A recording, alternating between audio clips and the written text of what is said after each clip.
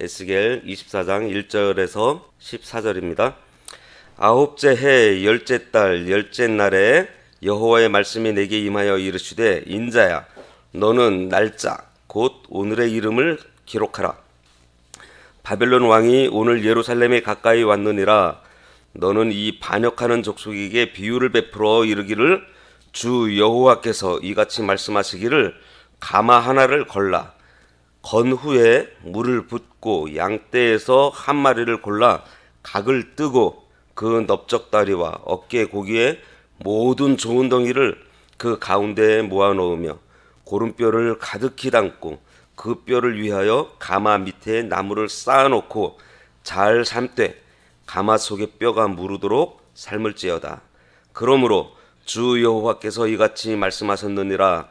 피 흘린 성읍 녹슨 가마 곧 그 속에 녹을 없이 하지 아니한 가마여 화 있을진저 제비 뽑을 것도 없이 그 덩이를 하나하나 꺼낼지어다. 그 피가 그 가운데에 있으며 피를 땅에 쏟아 티끌이 덮이게 하지 않고 맨 바위 위에 두었도다. 내가 그 피를 맨 바위 위에 두고 덮이지 아니하게 함은 분노를 나타내어 보응하려 함이로라.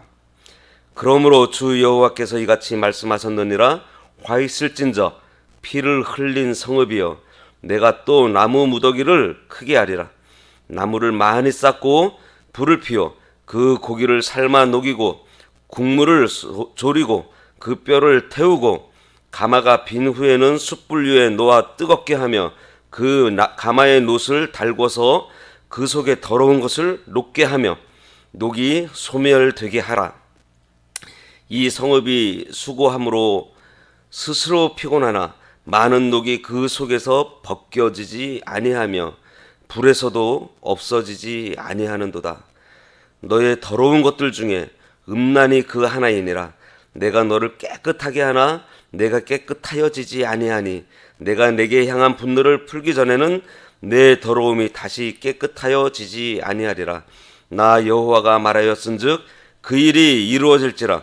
내가 돌이키지도 아니하고 아끼지도 아니하며 뉘우치지도 아니하고 행하리니 그들이 내 모든 행위대로 너를 재판하리라. 주 여호와의 말씀이니라. 24장은 이제 에스겔서에서 이 유다 백성에게 이제 하나님의 심판에 대한 마지막 기록입니다. 이제 24장까지 이 유다의 심판에 대해서 하나님께서 예언하시고 경고하시면서 이제 25장에 넘어가서는 이제 그 이스라엘의 주변국에 있던 뭐 암몬이라든지 그 주변국들 아수르, 바벨론 이들에 대한 심판을 기록하고 있어요. 남유다를 향한 이 심판 예언이 끝나는 오늘 본문 내용은 이렇습니다. 당시 예루살렘 거민들이 그 11장 3절에 보면은요. 예루살렘 성은 가마와 같아서 거기 그 안에서 자기들은 안전하다라고 생각을 했어요. 그리고 자신들은 그 안에 들어있는 최상급의 고기라고 생각을 했습니다. 그래서 예루살렘 사람들은 자신들은 그 안에서 선민이고 또 하나님께서 임재하시는 예루살렘 성이 여기 있으니까 자기들은 안전하다라고 생각을 했어요. 이러한 예루살렘 사람들의 생각을 아시는 하나님께서 에스겔을 통해 가지고 이제 가마를 하나 걸라고 얘기를 하십니다. 그래서 그 가마를 걸어놓고 거기에 좋은 그 고기를 넣고 또 그거를 뼈가 무르도록 삶도록 지시를 하세요. 그런데 가마가 녹이 슬어 있으니 그 안에 있는 그 좋은 고기 덩어들이 어떻게 돼요? 먹지 못하는 것들이 되어버립니다. 그래서 버리게 되었어요. 그 고기를 꺼내서 버리면서 피를 땅에 쏟으라고 말씀을 하세요. 그리고 그렇게 고기를 버리고 이제 피를 쏟았지만은 여전히 그 불순물이 남아 있습니다. 그래서 어떻게 해요? 가마 자체가 녹이 심하게 슬고 불순물 덩어리니까 이제 가마를 이제 또 막 뜨겁게 달궈가지고 그 불순물을 이제 그 가마에 있는 불순물을 제거하라고 하세요. 그런데 어떻게 된다 그랬어요? 그 불순물이 제거되지 않는데요. 그 녹이 제거되지가 않아요. 그 죄가 없어지지가 않습니다. 그래서 마지막에 13, 14절에는요. 그 죄를 제거하려고 이제 바벨론을 통해서 하나님의 그 엄정한 심판이 이제 눈앞에 왔다. 이제 그런 말씀이십니다. 1절 말씀해 보면은 아홉째 해 열째 달 열째 날에 여호와의 말씀이 내게 임하여 이르시되 인자야 너는 날짜 곧 오늘의 이름을 기록하라. 바벨론 왕이 오늘 예루살렘에 가까이 왔느니라. 에스겔이 이 유다 예루살렘이 망할 거라고 몇 년을 예언했는지 아세요? 4년 반 동안 했습니다. 4년 반 동안. 근데 이제 그 4년 반 동안 예언하던 그 일이 이제 코앞에 이제 다가왔어요. 에스겔은 2차 그 바빌론 포로에서 포로 잡혀간 지 9년째 되는 날, 오늘 지금 이 말씀을 하나님께 받습니다.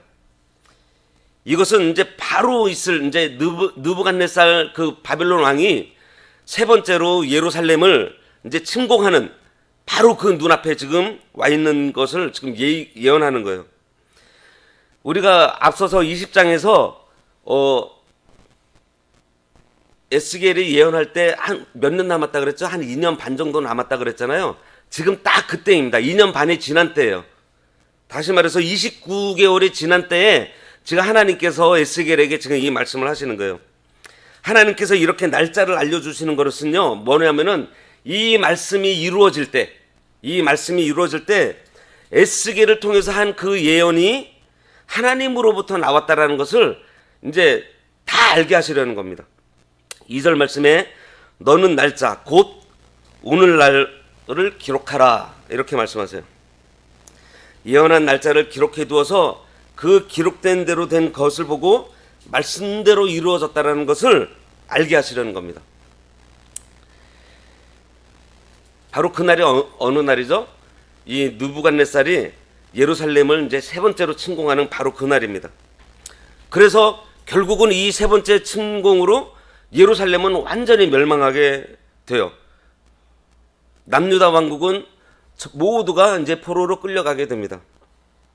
3절에 너는 이 반역하는 족속에게 비유를 베풀어 이르기를 주 여호와께서 이같이 말씀하시기를 가마 하나를 골라 건 후에 물을 붓고 양떼에서 한 마리를 골라 각을 뜨고 그 넓적다리와 어깨 고기의 모든 좋은 덩이를 그 가운데에 모아놓으며 고름뼈를 가득히 담고 그 뼈를 위하여 가마 밑에 나무를 쌓아놓고 잘 삶되 가마 속의 뼈가 무르도록 삶을지어다. 이 비유는 이제 이 가마에 고기를 넣고 이 불을 피워가지고 삶는 이 에스겔의 이 상징적인 행동, 이 행동은 이제 이 유다가 이제 철저하게 멸망당하게 될 것을 보여주는 거예요. 이 가마는 그 예루살렘 성읍을 상징합니다. 그리고 그 가마 안에 뜬 그 각을 떠서 놓은 그 고깃덩이들은 바로 이 예루살렘의 그 유다의 그 범죄한 그 지도자들, 그리고 그 지도자들과 함께 그 백성들, 그 이 유다 사람들을 얘기를 하고 있어요. 그 다음에 이 가마 안에 찌들은 그 녹은 이 유다 사람들이 대대로 저질러온 그러한 죄악들입니다. 그 범죄 행위들.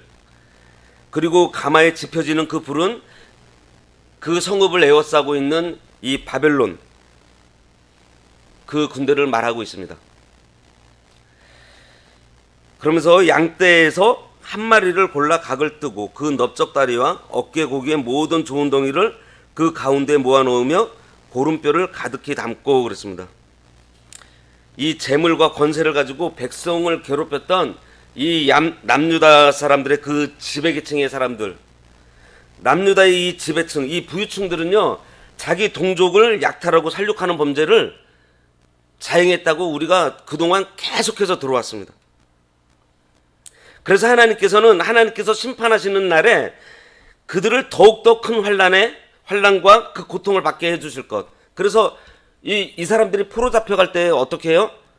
원래 이게 전쟁이 나면은 대부분이 어떻게 하냐면은 이 평민들은 그냥 그 자리에서 죽이든지 그냥 내비두는데 귀족들, 있는 사람들, 그런 사람들은요 다 잡아가고 그 사람들 재산 몰수하고 그럽니다. 아주 철저하게 이제 그동안 그 백성들에게서 자기들이 착취한 것들을 다 빼앗기게 돼 있는 거예요. 그 뼈를 위하여 가마 밑에 나무를 쌓아놓고 잘 삶되 가마 속에 뼈가 무르도록 삶을지어다. 바벨론을 통해 가지고 진짜 철저하게 응징당할 것을 지금 말씀하겠습니다. 뼈가 무르도록. 아마 뭐 공국도 많이 끓여보셨겠지만은 저는 예전에 저희 집사람이 몸이 안 좋다 그래가지고 잉어를 잡아다가 그거를 한번 끓인 적이 있는데 약한 불로 해가지고요 한 계속해서 끓이는 거예요. 안 끄고. 근데 나중에 보니까 뼈가 아예 없더라고요. 그냥 그 정도로 그냥 이제 아예 그냥 완전한 전멸을 지금 얘기를 하고 계시는 거예요. 6절 말씀에 그러므로 주 여호와께서 이같이 말씀하셨느니라 피를 흘린 성읍 녹슨 가마 곧 그 속의 녹슬 없이 하지 아니한 가마여 화 있을진저 제비 뽑을 것도 없이 그 덩이를 하나하나 꺼낼지어다. 이 피 흘린 성읍은 우리가 그동안 계속 들어서 알겠지만은 얼마나 이 사람들이 그 안에서 피를 흘렸습니까? 그리고 거기다가 우상 섬기기 위해서 인신 제사를 드리고 또 잘못된 재판으로 무고한 사람들 죽이고 그런 일들이 이 예루살렘 성 안에 아주 그냥 가득했어요. 녹슨 가마의 녹. 이건 뭐 말할 것도 없이 이 유다 전체가 하나님의 징계를 초래한 그 예루살렘 그 거주민들의 그 더러운 죄악생들. 그 예루살렘 성 뭐예요? 거룩한 성이잖아요. 이 거룩한 성이 온갖 죄로 지금 가득 찬 거예요. 근데 그 덩이를 어떻게 한다고요? 제비 뽑을 것도 없이 그 덩이를 하나하나 꺼내라.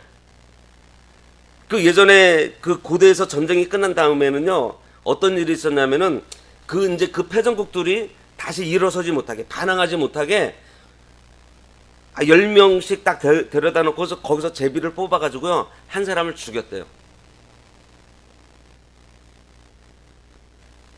근데 여기 본문에서 뭐라 그래요?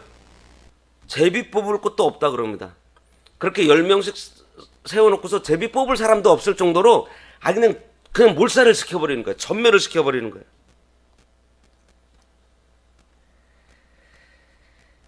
이스라엘 백성들이 자기는 그 성읍 가마 안에 있는 고기라고 안전하다고, 이 예루살렘 성은 하나님께서 임재하시는 곳이고 또 자기들은 하나님의 택한 사람이라고 안전하다고 했습니다. 그런데 그곳이 어떻게 됐어요? 전멸하는, 완전히 그냥 뼈가 무르도록 삶아지는 그러한 곳으로 변했습니다.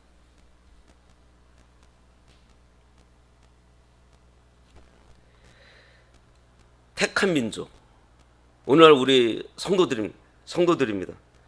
우리도 여전히 범죄하고 있으면서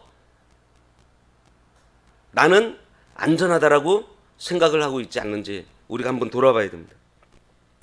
7절에서 8절 말씀에 그 피가 그 가운데 있으며 피를 땅에 쏟아 티끌이 덮이게 하지 않고 맨 바위 위에 두었도다. 내가 그 피를 맨 바위 위에 두고 덮이지 아니하게 함은 분노를 나타내어 보응하려 함이로라. 이 예루살렘이 멸망하기 직전에 이 권력을 가진 사람들, 이 악한 왕들, 이 사람들이 했던 게 뭐냐면은 그 의인들, 선지자들을 죽이고요, 이 연약한 백성들을 많이 죽였습니다. 그냥 죽이기만 한 게 아니라 그들의 시체를 눈에 보이는 장소에다가 이렇게 그냥 공개하고 피도 흙으로 묻지 않았다라는 것은 뭐냐면, 다시 말해서 장례도 안 치렀다라는 거예요. 이거 있어요. 역대하 24장에 보면은요, 이 요아스 왕이요 선지자 스가랴를 죽입니다. 사람들 보는 앞에서 공개적으로 죽이고요. 또 예레미야 26장에 보면요, 이 여호야김 양이 우리아라는 선지자를 죽이려고 하니까 이 우리아가 애굽으로 도망가요.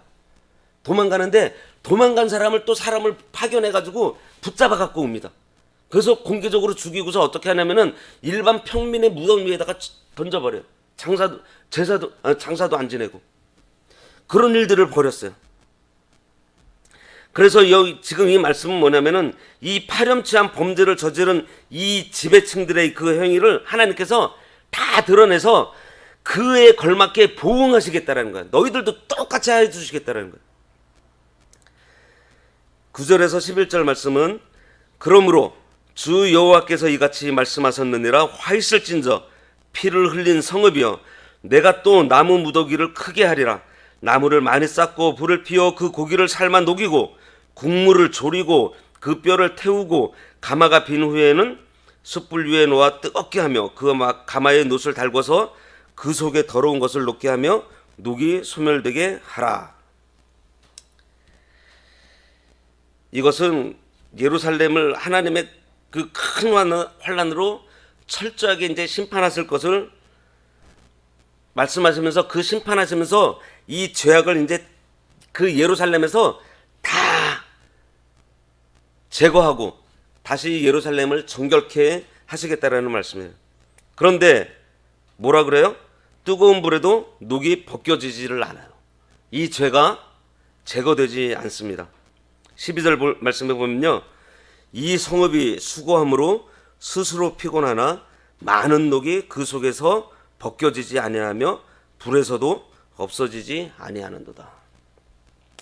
회개시키려고 수많은 고난을 거듭해서 당하게 하는데도 이 죄가 없어지지 않습니다. 그 없어지지 않는 죄 중에 하나가 13절에 나와요. 너의 더러운 것들 중에 음란이 그 하나이니라. 내가 너를 깨끗하게 하나 내가 깨끗하여지지 아니하니 내가 내게 향한 분노를 풀기 전에는 내 더러움이 다시 깨끗하여지지 아니하리라. 이 24장 전에 23장에서 오홀라와 그 두 자매, 이 두 자매의 음란을 하나님께서 지적하셨잖아요. 이 예루살렘 백성의 이 음란은 그 육체적으로 범하는 음란일 뿐만이 아니라 진짜 이 영적인 음란입니다. 이 영적인 음란이 뭐죠? 우상 섬기는 거예요. 진짜 하나님께서는 우리를 그렇게 사랑해 주시고 우리를 위해 주시는데 그 하나님을 우리가 배반하고 내가 다른 거를 의지해. 얼마나 많아요 우리한테. 물질이 될 수도 있고요, 내 명예의 영광심이 될 수 있고, 때로는 내 자존심이 될 수도 있고, 내 자녀가 될 수도 있고, 어떤 때는 내 육신의 편안함, 내 육신의 쾌락이 될 수도 있습니다. 그러한 거 우리들 너무 많이 가지고 있어요. 근데 결국은 이게 왜죠? 나를 위해서입니다. 내 자신이 사실 우상이에요. 자신을 하나님보다 더 사랑하고 더 귀하게 여기는 시대가 오늘날이에요. 디모데후서 3장 2절에 사람들이 자기를 사랑하며 돈을 사랑하며 자랑하며 교만하며 비방하며 부모를 거역하며 감사하지 아니하며 거룩하지 아니하며 그랬습니다. 이 우상 우리들한테 너무 많이 있는 것 같아요. 근데 이번 수요 예배 때 이제 10번째 그 계명 거기 말씀하시면서 이 탐심 우상 숭배라 그랬잖아요. 이 10번째 계명이 이 참된 만족에 대한 계명이라 그랬어요. 만족. 그래서 하나님께서 주신 그 나의 처지 그리고 내 형편에 만족하라고 하셨습니다. 그리고 이웃과 이웃의 소유에 대해서 우리가 바른 마음을 가지라는 그러한 계명이라고 했어요. 그런데 우리가 그 만족하지 못할 때 뭐가 들어온다고요? 탐심이 들어온다고 그랬어요. 불만족할 때. 그리고 그 탐심이 들어오면서 뭐가 있다고요? 뭐가 생긴다고요? 이제 죄가 시작이 돼요. 그리고 또 우리가 또 남과 비교할 때 또 이 탐심이 들어온다. 이 탐심이 들어오면은요, 죄를 범하게 되었어요. 결국은 나를 위해서 이 탐심이 뭐예요? 결국은 나를 위해서 뭔가를 내가 막 갖고자 하는 그러한 마음이잖아요. 그래서 이 탐심 없애야 돼요. 지금 이 탐심이 지금 없어지지 않는다라고 지금 말씀하시는 거예요. 이 우상 숭배하는 거. 그렇게 막 삶아대는데도 없어지지 않는데요. 그래서 어떻게 하세요? 14절에 나 여호와가 말하였은즉 그 일이 이루어질지라. 내가 돌이키지도 아니하고 아끼지도 아니하며 뉘우치지도 아니하고 행하리니. 하나님께서 후회 없이 그냥 쳐버리시겠다는. 그들이 내 모든 행위대로 너를 재판하리라. 이 그들은 이 바벨론입니다. 바벨론.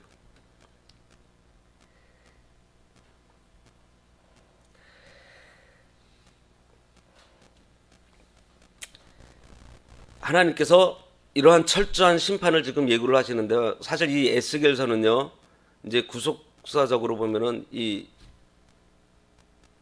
그 종말론에도 들어갑니다. 종말을 그 예언하는 말씀이기도 해요. 지금 이 시대나 저 오늘날 시대나 다를 게 하나도 없어요. 그 가마의 녹이 점점 더 슬어가는 시대입니다. 다시 말해서 세상의 죄악이 이제 가득 차게 되어 있어요. 이 가득 찰 때 더 악해집니다.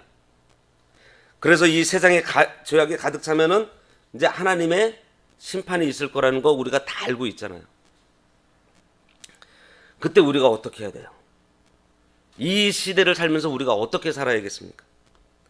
고린도전서 15장 57절에서 58절에요. 제가 읽겠습니다. 우리 주 예수 그리스도로 말미암아 우리에게 승리를 주시는 하나님께 감사하노니 그러므로 내 사랑하는 형제들아 견실하며 흔들리지 말고 항상 주의 일에 더욱 힘쓰는 자들이 되라. 이는 너희 수고가 주 안에서 헛되지 않은 줄을 알미라. 이 고린도전서 15장은요 부활에 대한 말씀이거든요. 부활에 대한 말씀을 쭉 말씀을 하시면서 그 바울이 얘기를 하면서 마지막에는 성도들의 부활을 얘기를 합니다. 성도들이 언제 부활하죠? 예수님 재림하실 때 부활해요. 그럼 예수님 재림하실 때는 언제죠? 이 세상 끝입니다. 그 얘기를 하면서 이 고린도전서 15장 마지막에 우리 주 예수 그리스도로 말미암아 우리에게 승리를 주시는 하나님께 감사하노니. 우리가 그 지지난주 그 말씀 예수님께서 다 이기셨잖아요. 예수님께서 사망을 이기셨다라는 것은 그 죄의 권세를 이기셨다라는 겁니다. 그리고 그 예수님께서는 이기셨다라는 것은 그 이길 수 있는 능력이 예수님께 있다는 거예요. 그 예수님이 우리랑 함께 하십니다. 그래서 우리는 그 예수님을 힘입어서 어떻게 하라고요? 견실하며 그리고 흔들리지 말며 항상 주의 일에 더욱 힘쓰는 자가 되라는 겁니다. 이게 말세에 이 심판의 날에 우리가 해야 될 일이에요. 진짜 우리가 견고하게 이 말씀에 서 있어야 됩니다. 이 신앙이 흔들리지 말아야 돼요. 근데 중요한 거는 뭐냐면은 항상 주의 일에 더욱 힘쓰는 자가 되라 그랬습니다. 자, 주의 일 그러면은 우리는 주로 뭐를 생각하죠? 주의 일 나가서 전도하고, 예? 뭔가 교회에서 열심히 봉사하고 이거를 생각하는데요. 주의 일 맞는데요. 그거보다 더 기본적인 주의 일이 있습니다. 하나님께서 아담을 창조하시면서 뭐라고 하셨어요? 생육하고 번성하라. 경작해서 먹을 거 얻으라 그랬습니다. 주의 일은 다른 게 아니에요. 어떤 큰 일이 아니에요. 생육하고 번성하는 일. 우리가 살아가는 일입니다. 우리가 살아가는 일이 뭐죠? 내 직장 생활하는 사람은 내 직장 생활하는 거고요. 나에게 맡겨주신 아주 작은 일들, 뭐 여러 가지 일들이 있습니다. 우리 어르신들은요, 힘이 없고 이제 나이가 들어가지고 할 일 없다라고 하시는 분들 가끔 계세요. 아니에요. 있어요. 있으니까 지금 살아 계시는 거예요. 기도하시는 겁니다.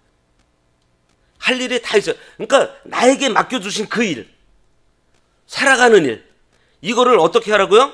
항상 주의 일. 이 주의 일은요, 바로 하나님께서 우리들에게 생육하고 번성하라고 명령하신 그 일, 살아가는 그 일, 나에게 맡겨주신 그 일, 학생은 열심히 공부하는 일, 자기에게 주어진 그 일을 어떻게 해요? 더욱 힘쓰는 자가, 더욱 최선을 다해서 하라는 거예요. 그 일을 우리들에게 하라는 거예요. 이게 우리가 말세에 우리가 해야 될 일입니다. 그러면서 뭐라 그랬어요? 마지막에 너희 수고가 주 안에서 헛되지 않은 줄 알미라. 성도들의 수고는요 결코 헛되지 않습니다.